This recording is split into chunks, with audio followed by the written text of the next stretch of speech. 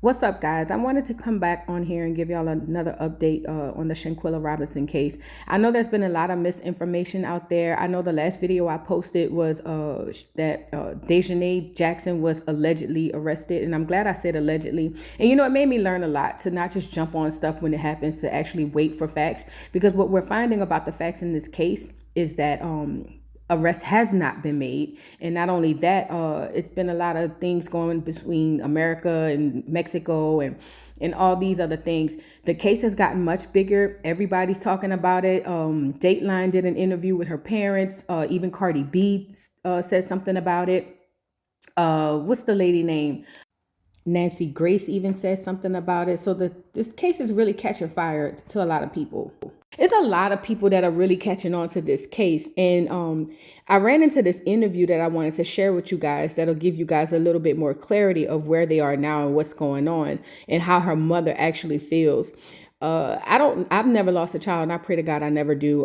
But at the end of the day, I heard someone on another channel say, well, I'm not sure. The mom doesn't really look sad. You never understand the emotions that a parent goes through. I can't understand it. And especially to be propped in front of cameras, my heart goes out to this woman. But in this incident, it's a very unfortunate thing that this woman has to go through. And again, my heart goes out to her. But I'm going to let y'all get into this interview. Y'all drop down in the comments and let me know what y'all think about the interview, about the updates. This is all verified. This is a verified news source, Dateline. I mean, you can't get more verified than that. So we know that their information is accurate and they're speaking directly to the family. I would urge everybody out there to not just follow what blogs say, and I'm guilty of it as well, to do your own research and make sure the people you're hearing information from is verified. I'm to the point now, I only go to the North Carolina beat because I know he has a personal relationship with the family, into the news sources. But y'all drop down in the comments after y'all listen to this video and let me know what y'all think about it. Love y'all. Bye.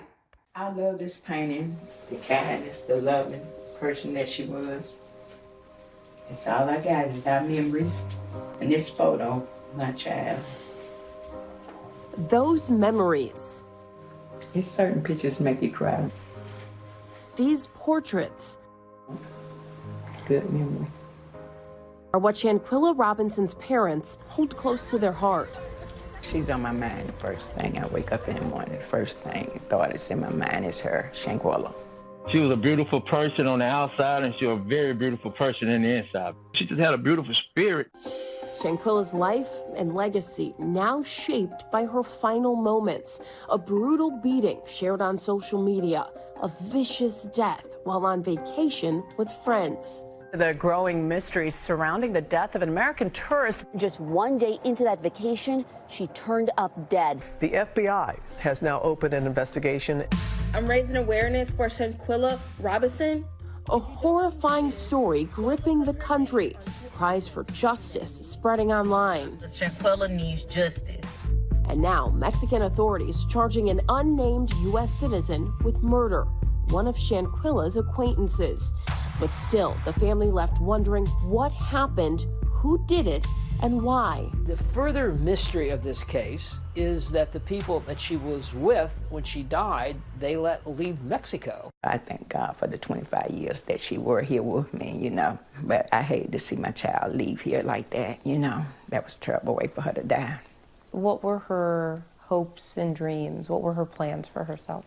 Well, she always said she wanted to have a successful business. Yeah. That's all she pretty much talked about. And she could do anything. Yeah. Anything that she set her mind to do.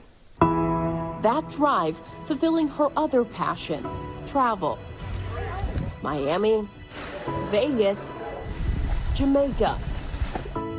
And in October, she was heading to San Jose del Cabo, Mexico, a seaside escape with 6 others. She was very excited about it. She called me and I said, well, okay, enjoy yourself. And I'll call you by the time I think you've gotten there. That Friday evening, she seemed very excited about the trip, And she said she was getting ready to eat some tacos. They had a chef there. And I said, okay, love you. I will talk to you tomorrow. Enjoy yourself. And I never spoke with my child again. Not even 24 hours after her daughter landed in paradise, Salamandra says she got a worrying call from one of the friends who who told her Shanquella wasn't feeling well. And I said, well, what's wrong with her? And he said, alcohol poisoning. I didn't know what alcohol poisoning was, you know. But he said, the doctor is on the way. And I said, well, how you know alcohol poisoning if the doctor haven't arrived yet? According to the police report, the doctor recommended that Shanquella be taken to the hospital, but the friends allegedly refused. I said, well, why you can't take her to the hospital? You know, take her to the hospital. And he said, well, they say you have to have cash money. I said, well, she has insurance. And he said, well, she need about $5,000 to be seen in the emergency room. Soon after, another series of calls. Salamandra was told an ambulance had arrived, but it was too late. They said that she was responsible and the ambulance was trying to resuscitate her. He said he was sorry that Shanquella had passed. He said it just like that? Just like that. He wasn't even emotionally upset or nothing about it. And I say, well, you know, it was nothing I could do. It's just my heart just crumbled, you know, because I couldn't even get to my child. She's 2,000 miles away. Local Mexican authorities later releasing the police report stating the cause of death as cardiac arrest.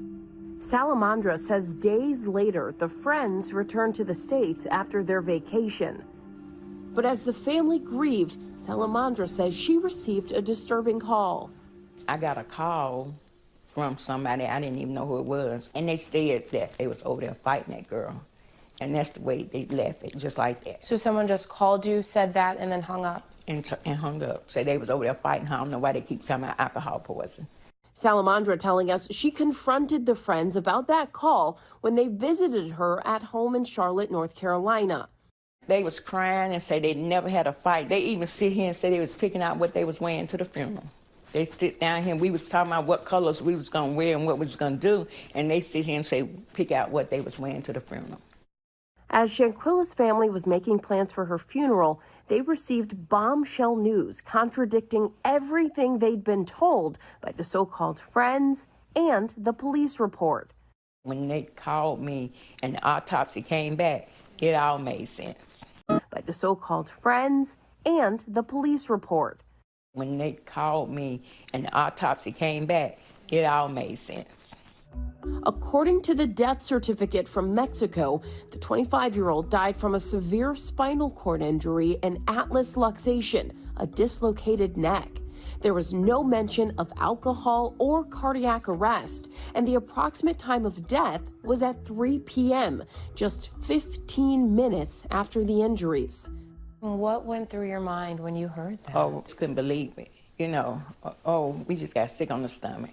Salamandra again says she confronted one of the friends who lived nearby. They say Shanquella didn't die from no alcohol poisoning. They say she had been beating her neck. He broke out in a sweat, and he came out of his shirt. He was sweating so bad, it's like it was eating him up. But soon, another punch in the gut. Graphic cell phone footage leaked online appearing to show Shanquella naked, physically assaulted by another woman, while others appeared to watch on, even encourage it. Quilla, can you at least fight back? All six of them had an opportunity to stop that situation. Neither one of them didn't do nothing about it. Who give them the right to take a life? He didn't give her no kind of care, no help. I can just feel her suffering, man. The last breath she took out of her body. It's hard, but I want the world to see it. I want everything to come out because I want justice for my child. I pray for her family and I pray for justice. That video sparking demands for answers. I'm raising awareness for Shanquella Robinson. Thousands of people across social media posting justice for Quilla and say her name, and hundreds attending her funeral in solidarity. I just thought she would be burying me, not me burying her, man. When she came through the funeral home, I stood over, man, and I told her, baby girl, you would not die in vain. Daddy will get to the bottom of it, man. But that bottom is often a deep pit. Prosecutors in Mexico are filing charges for femicide, a form of gender-based violence. The reality is it's a homicide case. And it doesn't change what you investigate. It doesn't change what evidence you need to convict somebody. Mexican authorities issued an arrest warrant 2 weeks ago for one of the friends. The prosecutor in Mexico speaking to local news. Responsable de estos hechos a una amiga de ella, que es la agresora en este caso de la agresión directa, porque realmente no fue riña, es una agresión directa que realizó. But officials aren't releasing any names and no known arrests have been made. Investigators now seeking to extradite the person of interest to face charges in Mexico, which could take a long time. The Mexican warrant is worthless here. No sworn officer or agent has the authority to arrest anybody on a warrant from another country.